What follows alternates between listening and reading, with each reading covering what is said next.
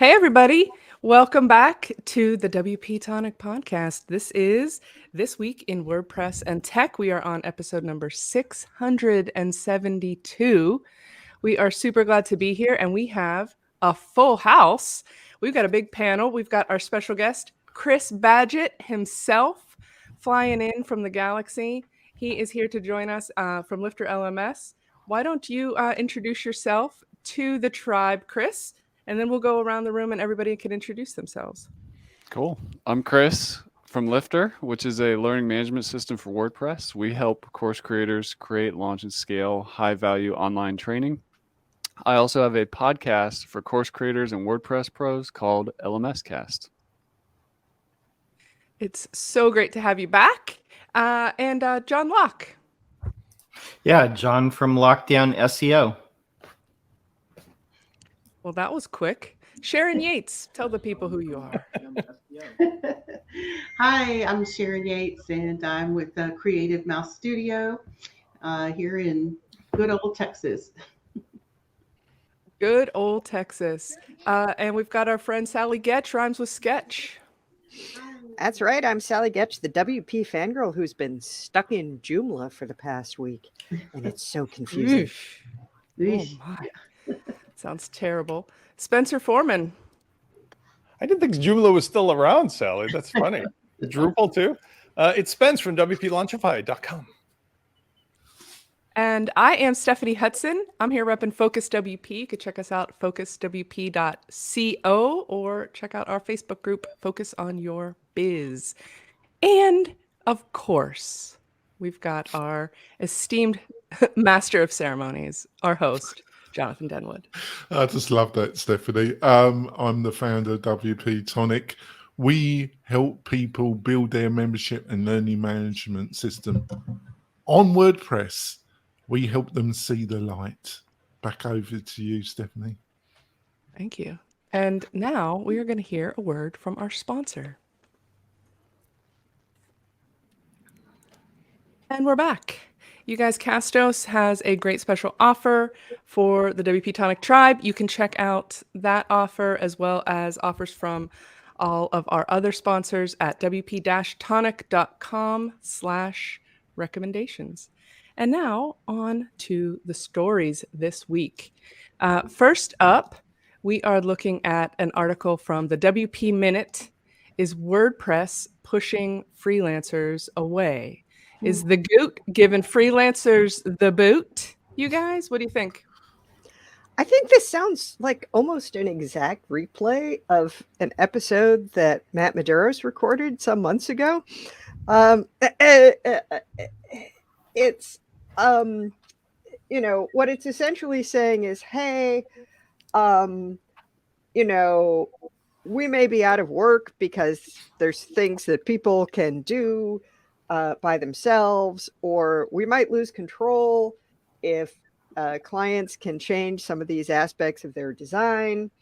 And I mean, there's a valid point that it's very difficult for a product to really serve a developer community and an end user community simultaneously. It is challenging, and WordPress trying to be all things to all people is a bit difficult. But at the same time, I think that it also opens the door to a ton, the full site editing, which is what the person is talking about, is that sort of the more you can do without writing code, this is driving some freelancers away. Well, it says themes and plugins offered a point of entry for those who wanted to level up in PHP, JavaScript, and interact with the database. Which, fine. And there's never going to not be a place to write code in WordPress.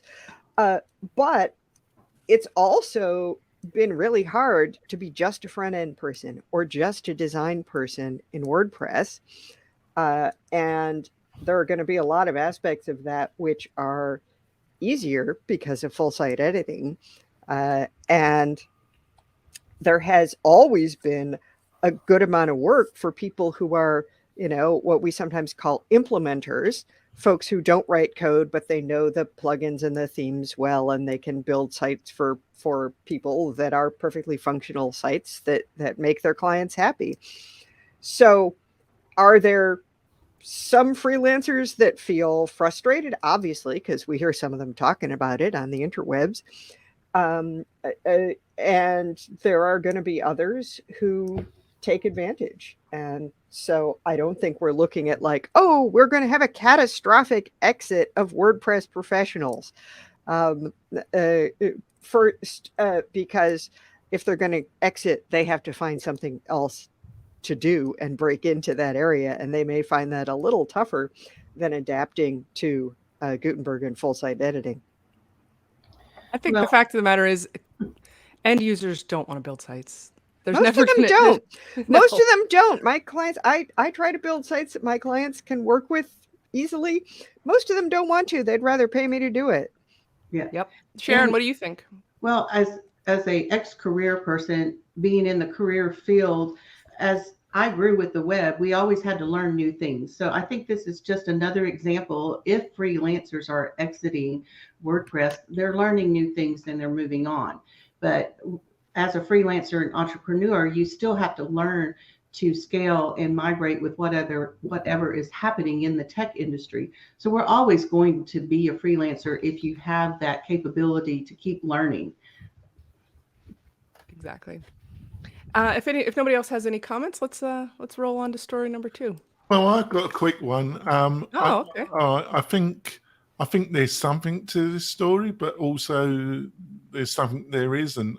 In some ways, I agree with Sally, but on some aspects, I think there's some element of. I think the basic fact is the market is changing. And there's some people that are going to benefit from that change, and there's going to be other people. I think the subcontractor that's been working for regional agencies have suffered the most with the changes, because a lot of these digital regional marketing agencies, they've been able to cut out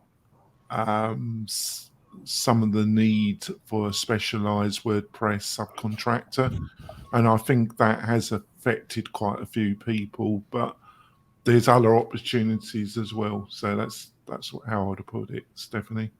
I just want to agree on that real quick with the developer freelancer, and I'm not a developer, but what I see in the landscape is that the newer block system, Gutenberg and WordPress, from a development perspective, I see a lot of developers, both experienced and inexperienced, having a challenge crossing from more of a traditional PHP environment into this new environment. Either they don't want to do it, or there's some skill and learning, upskilling that isn't happening or whatever. So I do see a lot of the most pressure actually on the web developers, both as freelancers and developers working inside companies. But I think it's a good thing, but it's going to require the development community to level up.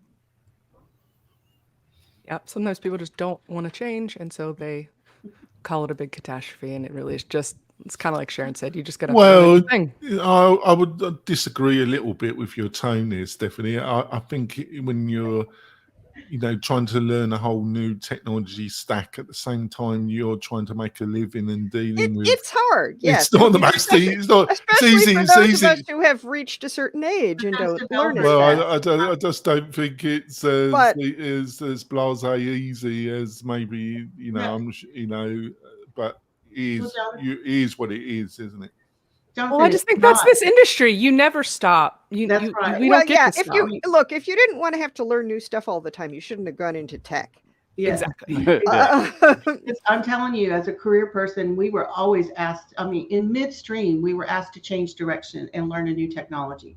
We went from Apache to .NET to, everything was changing constantly, and we had to keep up if you wanted to keep your job. So, obviously I'm not in that world anymore. I have a different role. But as I see it, still as a freelancer, that I still have to constantly keep up. So, either you're going to keep your business or you're going to melt away. I've spent a lot of time in full site editing classes from Learn, from the Learn team, and yeah, it takes up a bunch of time to learn stuff. But if you don't learn it, you're going to have a whole lot of time on your hand when you're not working. Yep. Very true. Guys, let's roll on to our next story coming from Mashable. The inside story of how Tumblr lost its way. Now, let me ask you this. If you were forced to take all the porn off of your platform, would your business survive? I just want to quickly frame why Does that Stephanie. include my personal content? I just want to say, Stephanie, this is a great story, and I really think it really, the way I'm going to quickly frame this for the panel, it really shows a major concern I have with the great leader, Matt, and his statement. How can he really run Automatic plus Tumblr plus his portfolio of other investments and really do an adequate job as CEO of Automatic and also be the godfather of WordPress? Come on, Matt. Something's got to give. And it really shows how bonkers this situation has got. That's just my piece, Stephanie. I'll Who jump else in wants there. to jump in? Yeah, I'll go, jump in Chris. there.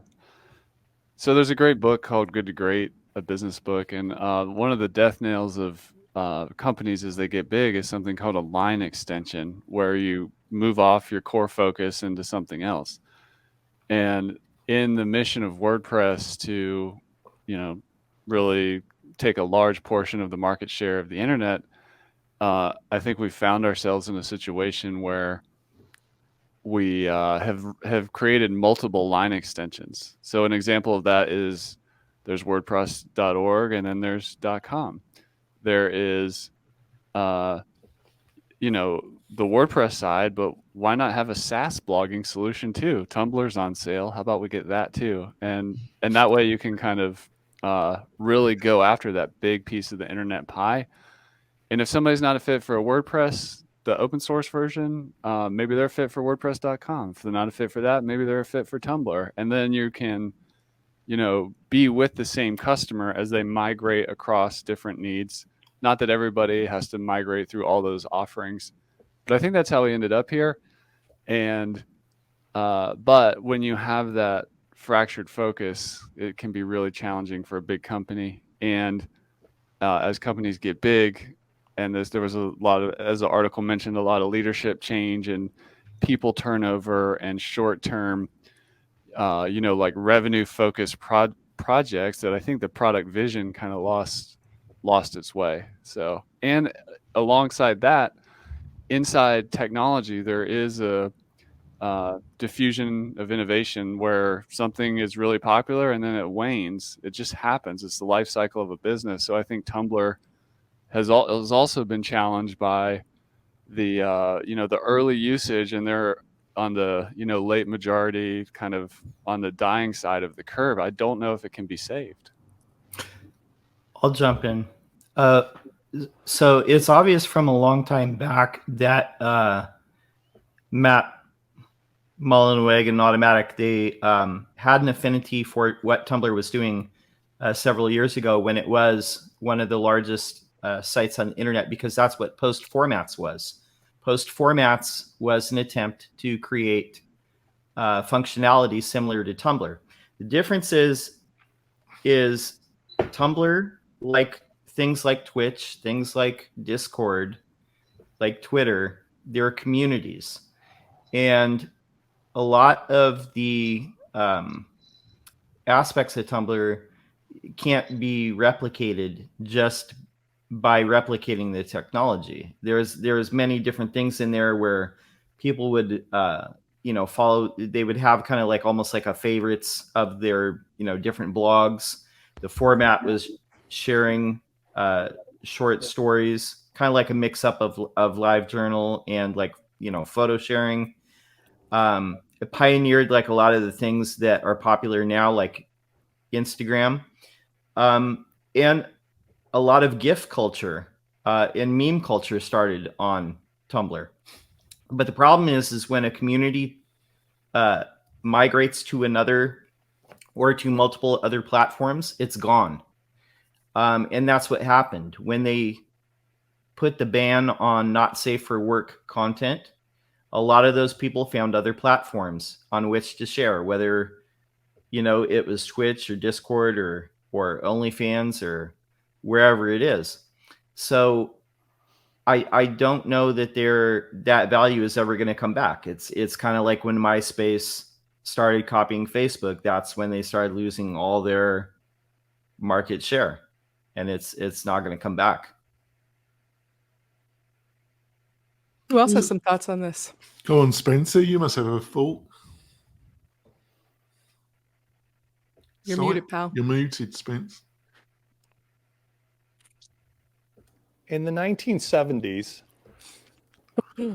Oh, he's taking it way back. Alfred the Fonzarelli jumped his motorcycle over a tank full of sharks. My childhood ended on that day when Happy Days was officially over. And so too, like other platforms, was Tumblr over the day that Yahoo and Marissa Mayer got her hands on it. Yeah. So frankly, all these other conversations are sort of moot. In my own experience, and at least a couple of you, including Sharon, know of this origin story, Jonathan as well. I had some initial interweb involvement with an online platform called Ning that had $100 million of money from Mark Andreessen. And it was run by a CEO who had a little Marissa Mayer wishful thinking in her mind, but she drove that ship into a couple icebergs, including getting involved with the things they did, opening the door to guys like me when they said, come build anything you want. And we did. So as far as I'm concerned, Tumblr is like a byline in somebody's biography, and that's all it is. And I have, frankly, no concept as to why WordPress is even involved in it. Or honestly, like whatever happens, we might as well be talking about MySpace, because I don't even watch Happy Days reruns anymore. I mean, why does Matt care so much about this? What is it about Tumblr? I mean, it does seem like if this was the kind of thing he was interested in, the format or whatever, just build it. Yeah, I think Heather's got it a few months ago. Heather was totally right. He's bored. He's bored, and he wants a little pet project. Well, he needs to look at him. He needs to be honest with himself, and he needs to be honest about his role in Automatic and WordPress in general, because this is, to me, is somebody that's he's just bored with it, as far as I'm concerned. And you do burn out. That's one of the key things. You do need to understand when it's time to leave something and find something new, maybe. I don't know. That's just my opinion, Stephanie. Well, that's all we can ask for, Jonathan. Yeah, I tend to agree, though. It all just seems kind of silly, but he's very passionate about it. We've seen him talk in like the State of the Union or whatever State of the Word address he spent a good chunk of time talking about Tumblr and how he was right in the Tumblr headquarters, HQ, and all that stuff. So, hey, whatever. I mean, I kind of don't care. I always liked Tumblr. I thought it was gone, like some other people in this article said. Like, I really thought it was over until I heard Matt Mullenweg talking about it. So, yeah, it was. Something about it, can I add one bit of inside information, because everyone here has a mix of personal, social, religious beliefs. Fact is that even back in 2006, with this Ning network, of the 12,500 plus customers who were on there for free, who paid myself and my partner money, 66% or more involved adult-related activities, pictures, videos, and whatnot. A good majority of that was not straight pornography. It was everything else under the sun. And everything thereafter that we did always had the best, happiest, willing to give as much money as possible customers from that segment of the market. So it does seem strangely ironic when OnlyFans has stories of moms selling farts in a jar and making $1 million after getting fired from their teaching job, that in 2022, any corporation really thinks it's a good idea to remove pornography from their platform or to restrict it when there's a jillion other people ready and willing to take that business. And even on the edge of pornography, like just a mom wearing or a dad wearing, unique outfits and making money. It's like, who do you think is going to use Tumblr exactly? Yeah, I think you're spot on. But I think the other thing Spencer really focused on, that they were doomed when Yahoo and Marissa Meyer, took it, her capacity, she drove bloody she tainted the well of many a thing that she was the darling of the tech sector. You hardly hear from her now, but she's another one that was pumped up, and she did a great job, didn't she? She did a fantastic job of losing shareholder value. There is a well-known tendency in corporations to, when you can see that your corporation is going down the drain, get a woman CEO, because then you can blame all of it on her. I think she did a good job herself, Sally. I don't think she was great, but Elizabeth Holmes of her day. She didn't lie and she didn't cheat, but when they assigned her, everything she touched died. I mean, name one thing she did that she doesn't have the green thumb. Is that what you're saying, Spencer? In other words, literally, she did try to do something. She wasn't just sitting around, but the decision she was promoted as the next coming of saving all these companies and all how great. And name one company that she touched that succeeded.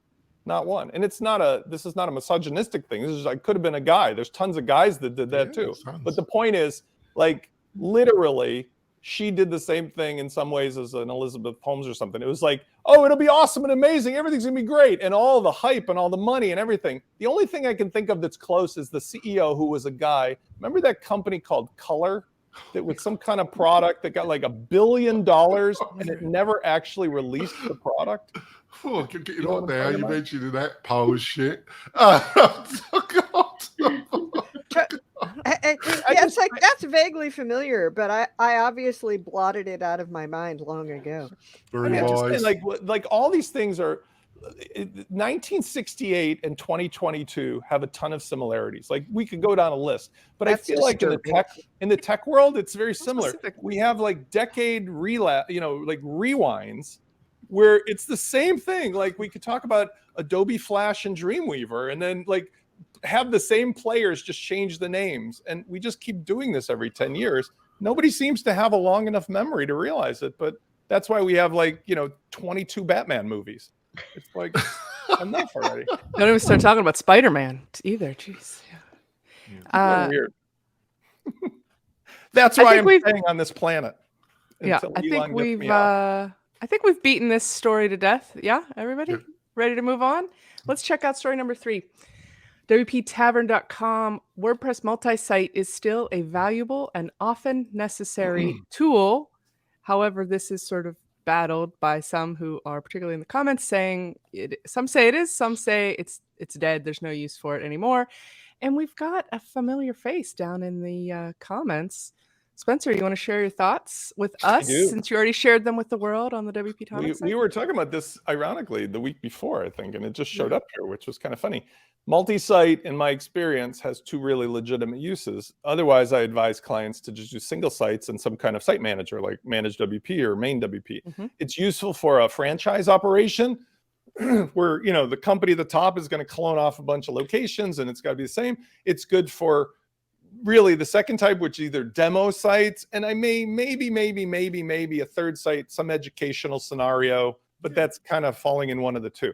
I'm sure there's a million other uses, but at the end of the day, I'm not advocating that it go away, but I am advocating that somebody at least be aware of it and they clarify it, because I answer 2 to 3 questions a week from people like, oh, should I just use multi-site? I want to do 3 sites. And I have to explain, no, because, and the biggest limit is that you share the database, which is hard to undo. Now, that comment of mine, interestingly, was conjuring up the name of that who shall not be mentioned, because this person replied to my comment by saying, there are workarounds for these when needed. Hyper database supports sharding, for example. Does anybody here know what sharding is? Because the only time I ever hear that is from my 11-year-old who said I sharded in my pants, but not like anything. That's a T, not a D. That's a T, not a D. So the point is, Multisite is interesting, but it's quirky. John, you just killed Jonathan. The 11-year-old because it's the 11-year-old. Exactly. Well, I don't know what he that must not be mentioned because he will send me a cease and desist letter again. He does whatever. He just I don't know what it is between you two. He just can't resist the button when you make a comment, can he, Spencer? I don't even know who he is, so I can't contribute to this conversation. It's the right-hand man of the person who is in charge of WordPress that we've also named here. It's the person that's like the henchman of the person who we were just talking about in another story. He's a real charmer. Yes, the OG curmudgeon of the WordPress community.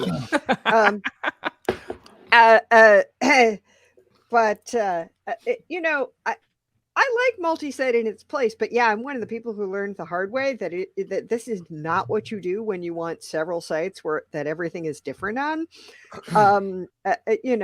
But there are lots and lots of, even though it might be a relatively small number of use cases, that's a whole shed load of universities and big companies with franchises and so on and so forth, where what they do want is to control the overall branding and look and feel and what people can get to and not get to. So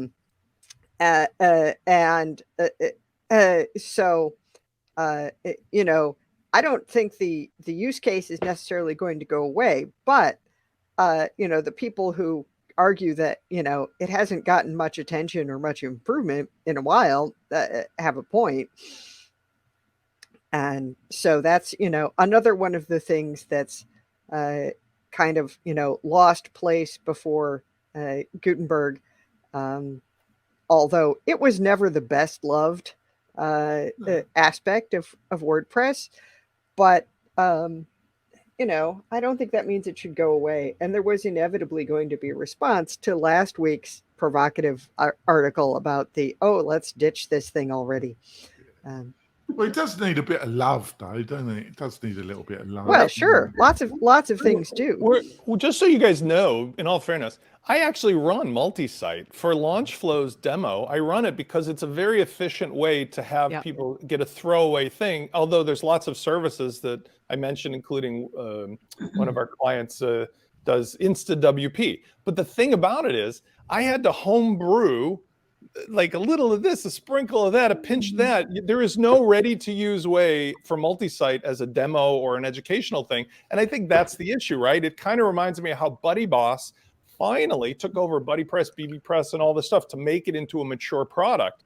That did not come easy. That's years in the making. Yeah. If somebody would take Multisite and actually purpose it as a product for these things, I'd be like, high five. But otherwise, to pretend, well, who tried to do that, right? Our dear friends at WPMU Dev. And, right. Well, and he did fine with it, but they just sent out a newsletter about the great awesomeness of Multisite too. Well, I mean, James Farmer is like my hero, my anti-hero, because he says what the truth is all the time. And the fact that they bailed out on that market is indicative of the fact that, like there's obviously something else. It's called WPMU, but they're really just selling single site plugins now. So, and that's like there is an ecosystem of people that are building things to tack on to multi-sites and things. I do know, I have some colleague friends who are really running successful businesses using it for their niche.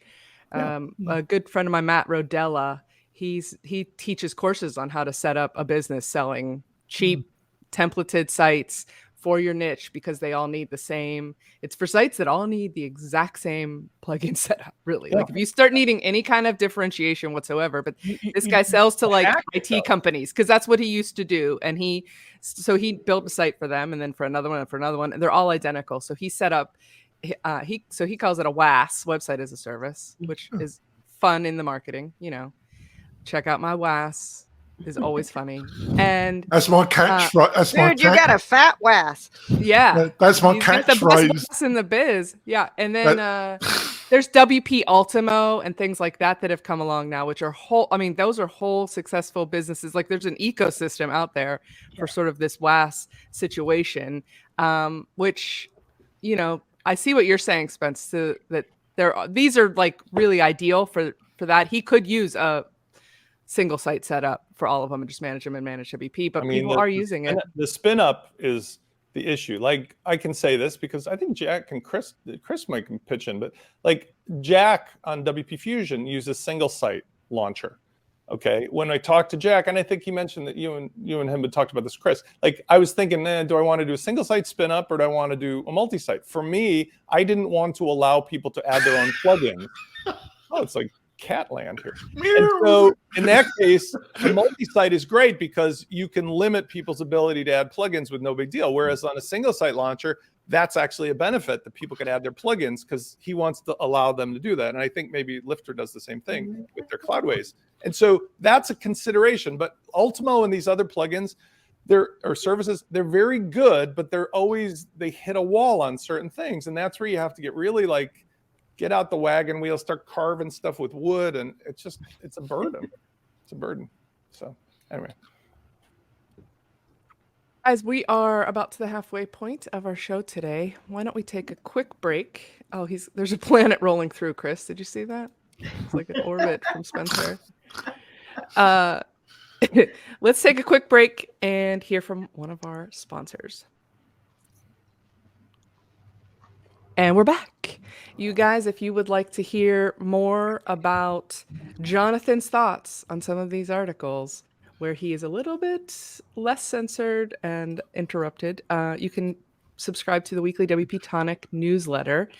You can go to wp-tonic.com/newsletter, and you can sign up and you'll get a weekly in your inbox editorial from John and also all of the links to the panel recommendations each week. All right, onward we go. More fun with podcasts this week. We are going to talk about an article from TheVerge.com. Twitter may be adding a built-in podcasts tab. Twitter may be adding a built-in podcasts tab. Do we care? Is this as David Letterman would say, is this a thing? What does that Anybody mean have exactly? What does this mean, a tab? Like you go to a tweet and there'll be a tab to listen to a podcast?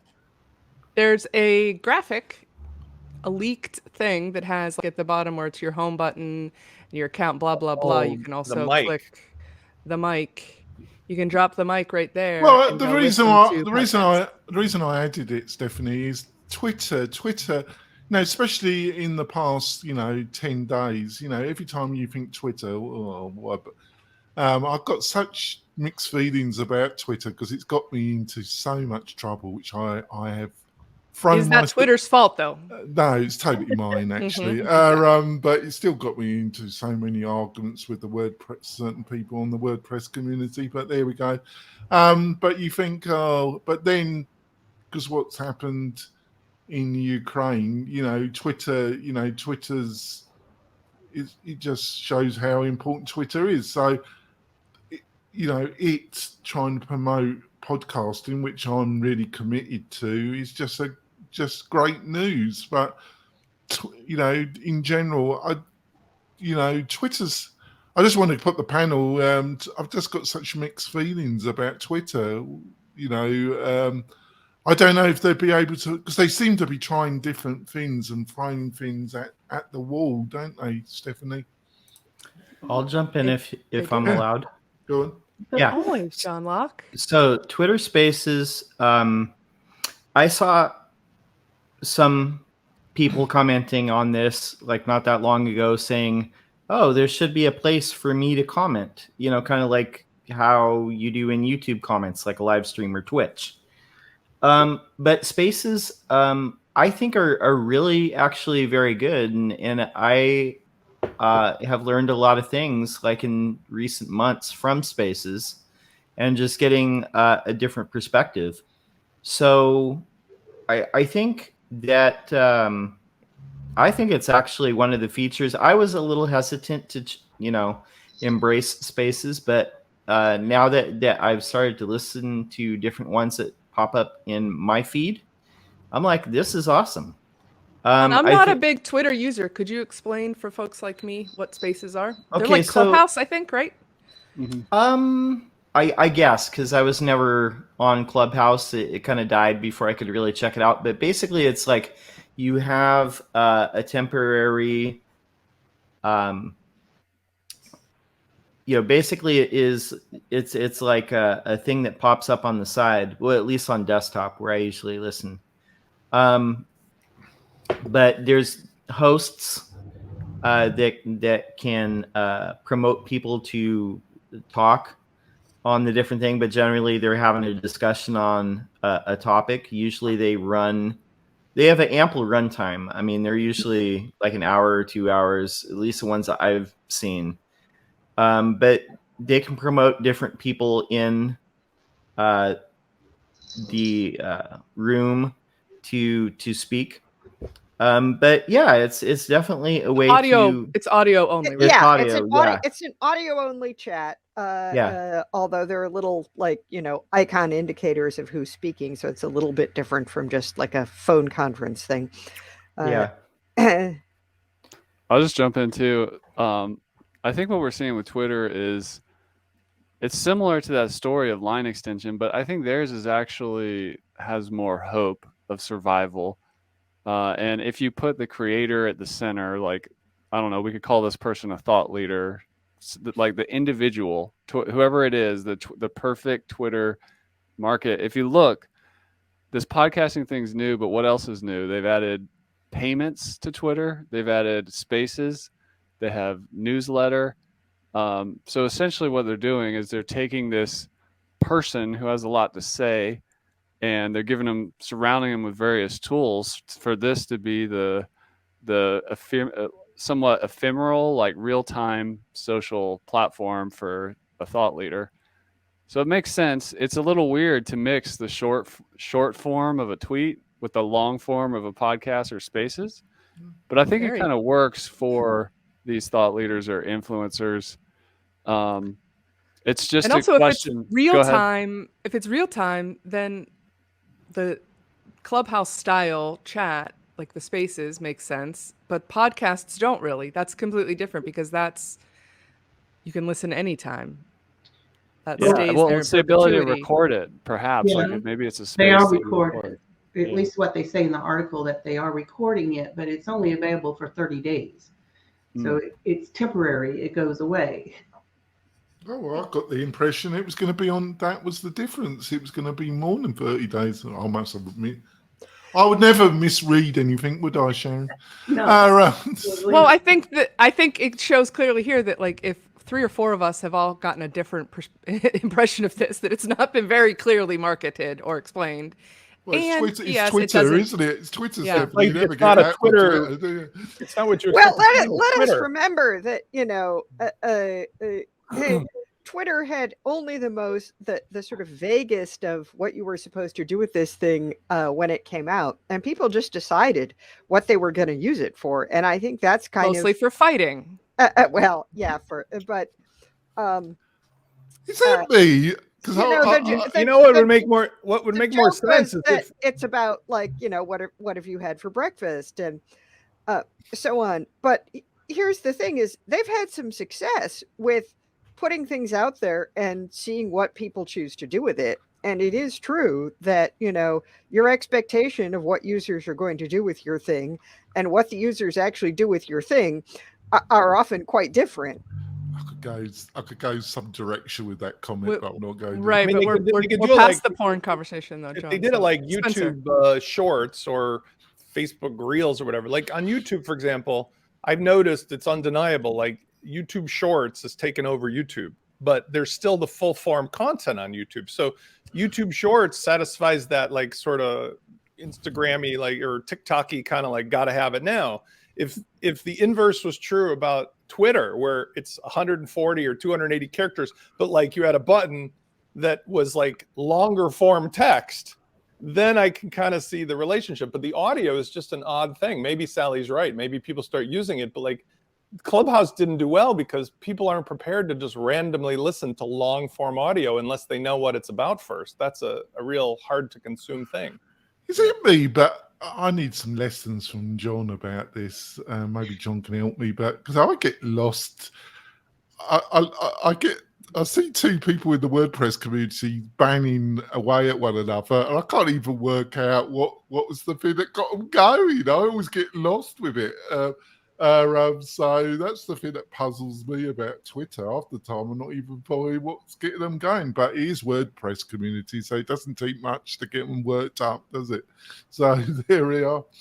I think there's something interesting about this concept here of like permanent and not permanent as well, right? Like we had this whole thing with Snapchat where that was the original like disappearing everything, right? And of course, every story always boils down to not safe for work content, right? Because that was like where Snapchat started with all of these things. But then we get into where you can now keep everything in Snapchat. We've got, Instagram started with the stories. Now everybody has to have stories, but guess what? We had to evolve beyond that because they didn't last. And so now we have reels and so it's like, there's this concept of things that are just here for the moment. And then it seems like on each platform, whenever they try to do that, it evolves into something where it sticks around and people can listen on demand, because we don't just watch television and we show up when the show is on anymore, right? Everything is on demand.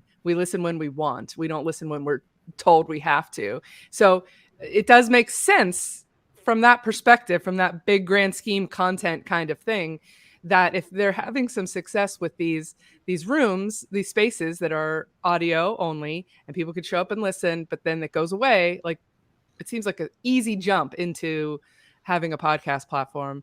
But are they going to be podcasts like where creators make their podcasts, or is this where it's just another platform that you can consume podcasts? What's the I don't know the well, I think it's bit linked to what John said about Tumblr. I think John was totally spot on. It's a kind of community. I in some ways I kind of, even though it's successful, it's not been taken over by Yahoo or Automatic. Twitter's much more alive, dynamic, but it has got some element of Tumblr to it. But I think John's spot on. It's a community, isn't it, John? If you're really into Twitter, you're really in, aren't you? So yeah, I mean, I find Twitter very valuable, and it's how you use it. If you follow the same echo chamber or the same bubble of the same people all the time, then you'll stay in the same place. But if how I use it basically is just expanding, I think, like the different voices that I'm listening to and getting a different perspective. But how Twitter is used by different people, it's pretty flexible. So I mean, you can choose to use it however you want. But I think that's why it's still around. It'll never be as big as Facebook, or it'll never be as big as TikTok. But I think it offers a good best of both worlds. I mean, I see people sharing TikTok on there. So I think Twitter, for the short term, I think it'll stick around, and I hope it does. As we have one more story, this one is a little bit different. It's not exactly about tech, but it is about something that is weighing heavy on the hearts and minds of pretty much everybody in the world right now. This is an article in Smashing Magazine. We are all Ukraine. I was talking before the show a little bit, saying I think that this is something that is this war that's going on, without getting political about it or anything. Let's do. It's something that away. Listen, it's your show, but I'm not. But it's just adding an extra weight onto the shoulders of everyone who is dealing with life in a pandemic and all the craziness that has been the past couple years. And I don't know. I feel like that's happening, but I also think that one of the weirdly positive side effects of the pandemic has been an increase in empathy. Before it was like if you would get sick and need to cancel things or other stuff, it would almost be an annoyance to people. At least in the US, I feel like that's the way. You're supposed to just push through it. Whereas now, when I got COVID and I was out of commission for weeks, people were so gracious and understanding. And I think now, because of this sort of increased level of empathy, again, in the United States, sometimes we can be a little bit blind to what's going on in other corners of the world. But now I see tons of Americans and other people everywhere really feeling the pain for these folks. What are your guys' thoughts on this? God, panel silence. Or we can have a moment of silence for Ukraine. That's God, fine Chris, too. God, Yeah, God, no, I'll- I mean, I'll it's jump in. terrible. It's terrible. Go ahead, Chris. I'm not an infectious disease scientist or political science global historian guy, but I do like to see how people are coming together just around the humanity of the situation. I'm sure there's two sides to every story. There are, again, like more on the critical side, this situation does bring to light, especially in social media, the narrative that is positioned in news and social media and what's true and what's not, and fact checking this and that, and when was this picture taken, when was this video taken, where was it actually taken, doesn't always match what's in the content. So I find that interesting. I think deep down in the psyche of everybody in the world, having conversations around nuclear weapons again is very unsettling. And so that's kind of alarming. And also, even in the WordPress community, I saw an article somewhere. Well, first of all, I see people that I've known in WordPress who are on boots on the ground in Kiev and in the Ukraine, and especially with us who work online and have all these digital relationships. We're all connected to this situation, and it's nice to see like what's going on from these people. I'm also like concerned what's going on. I did see another great article about how much of the tech industry has people working in the Ukraine. Like a lot of the apps you use every day and, bigger than WordPress, just tech in general, Ukraine has a lot of talent, tech talent. So we're all like connected to this situation, and there's a deep history here. I think it's important to, try to look at the other side of whatever side you're on, of like who's right, who's wrong. And this is complex. There's a lot of history here. And my hope is that we can navigate through it without a lot of more pain, suffering, death, that kind of thing. So that's my biggest hope, but we'll see where we go here. Well, I think the two things that really, I agree with everything Chris has just said, but the two things that really interest me is what Spencer said last week, and it's panned out. No, most of the Russian army, it's quite clear most of the Russian army don't want to be there. Nobody wants this, mostly. And certainly I've come to the conclusion that most of the Russian army that's been sent there, they don't even want to be there. Why should they want to risk their necks to do some crazy person's bidding? So they're swanning around, wondering how we get out of this without getting shot at. And then the other factor is something that John pointed out to me. It's been fascinating to watch people on the far right and on the far left, very similar to the 1930s when what happened when Stalin made a pact with Hitler. People on the left suddenly switched. They were so anti-German, and then as soon as they became pro-Nazi, pro-German, it's really fascinating to watch on the far right in America and Britain, and on the left how they join and have got the same message of anti-democracy, pro-Putin, pro-support of the worst element in Russia. It's just fascinating to watch these extremists on both sides support a maniac, basically. It's just fascinating to watch, Phantom. Don, what were your thoughts? I want to hear them. Oh, I was cluing Jonathan in on Horseshoe Theory. You can Google that term and look it up. You might agree, you might not, but it is terrible what's happening in Ukraine.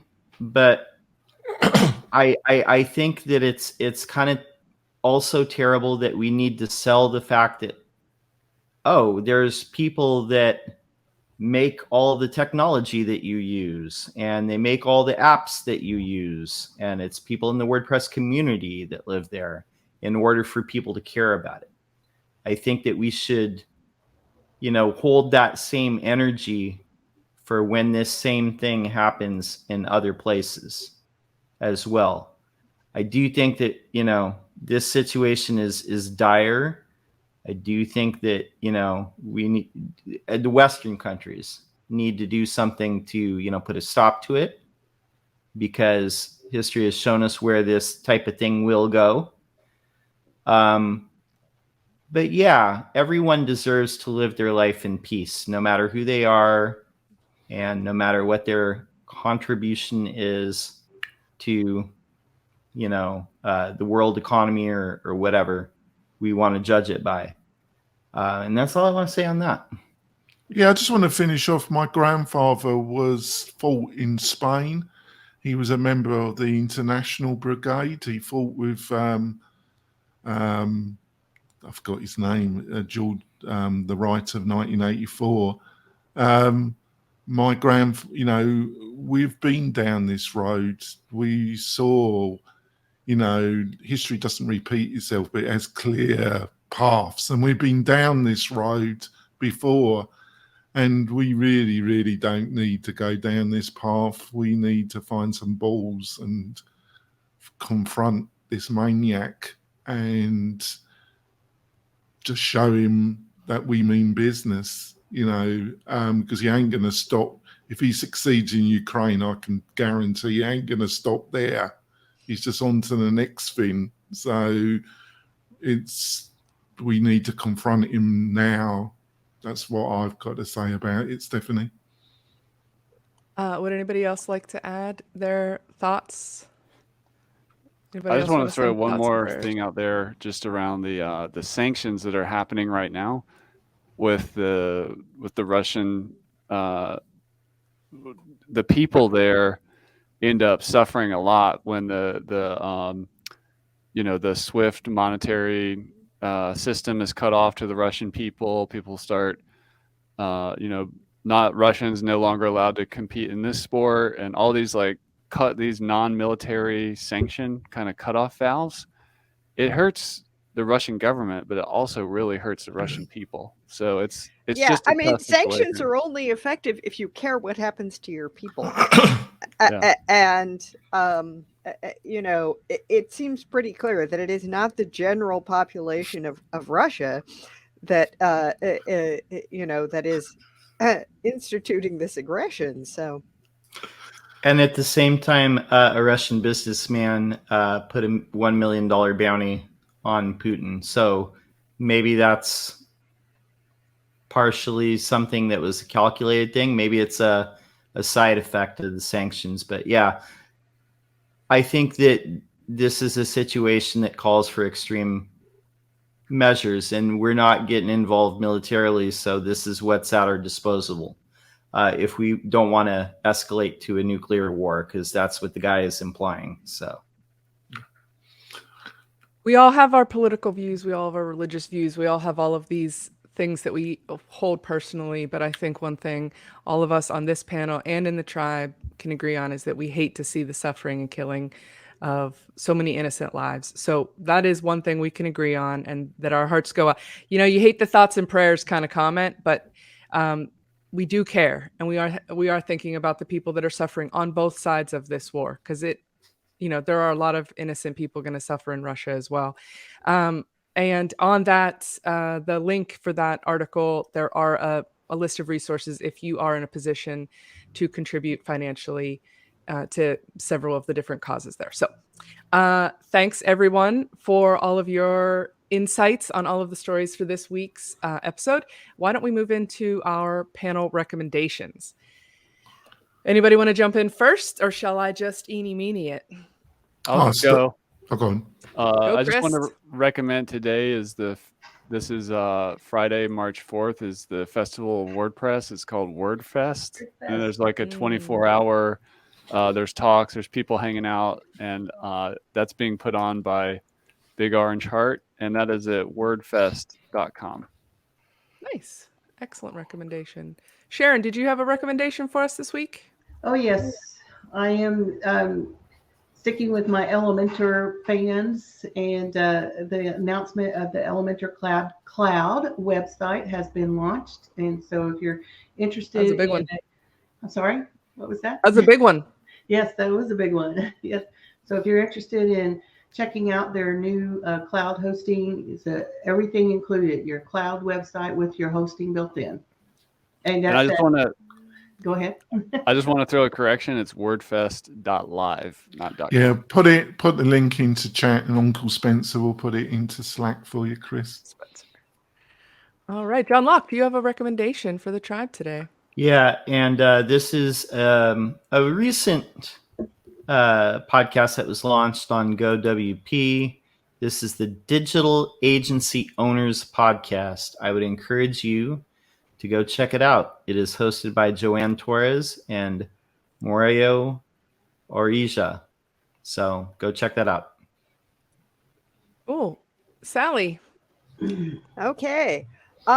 If you are a WordPress meetup organizer, or you know one to pass this on to, there's going to be a virtual happy hour for WordPress meetup organizers, because several of us have been pointing out to the community team that there's like absolutely no established framework for meetup organizers to meet up and talk about, exchange ideas and recommend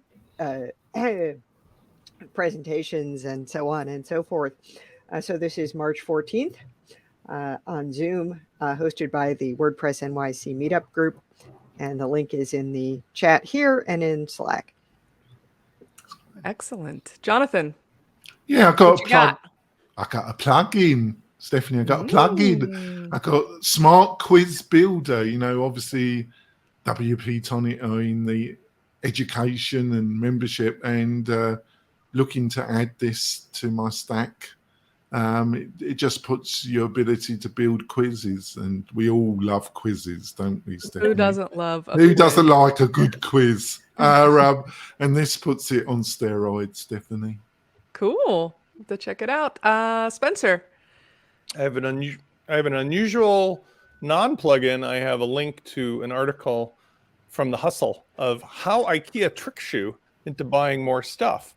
And it's not only entertaining for anybody who's been to IKEA, who hasn't. But Well, this is it. I didn't read that not. article. I This is have the never part about been how to they make IKEA. you walk through the entire store. it talks about it, but it's also an outstanding tutorial, metaphor, whatever, for anybody who sells products and services online. Because Love it.